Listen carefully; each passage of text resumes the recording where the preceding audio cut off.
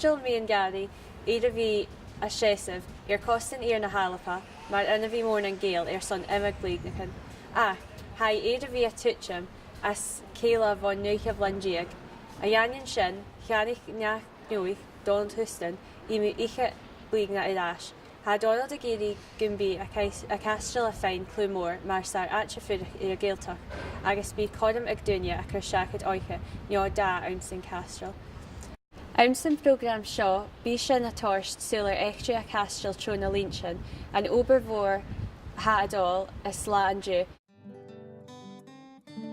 Cai a Caisteal a thucail le éimi ní chrúri ann san trí slína diag.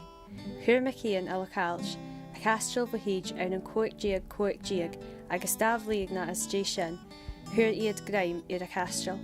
Ach, tra ann san seach a bhlandiag, chur na Caimbealach na Donnelly amach as a Caisteal, aber gan róna hamanan bodab an seo. Von am sin bhean a Caimbealach a rialag na scíre, agus hoc iad tugalach tú bhstay a Caisteal, cuideach, rein iad an bantazan son a Caisteal a dhéanamh na sláidir. Bhálong Spáinseach an San Juan de Sicilia mar fearst dhéin ar mad a bhór a bheith a féchan rí si a thorst ar sasan, a chadú rúbarach sin bheith an long seo ar an rád iráis gan Spáin. Thugna Spáinseach cuideachag, dó clán mac a leithin agus thuair na Spáinseach uisce agus báthar bhó clán mac a leithin.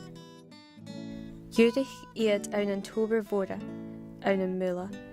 Rein mac a leithin agus na Spáinseach cúnan agus thuair iad Caisteal Mengarí fó séid san trí lá le gunachan mór a Spáinseach a loscaig ar na bailachan. An dú has slách leis an inam pórs na Spáinseach rí túh a Caisteal. Gora just dé an siege, chai an long Spáinseach ar spríag gunas ag duine san bí. Chanéal is achan gus lá an dú có bucóra. Ann na blianachan na galamh, is ann son na géal a bheith an Caisteal. Súil, nam féin clú a riist ann san lávan na Uaisleán ura.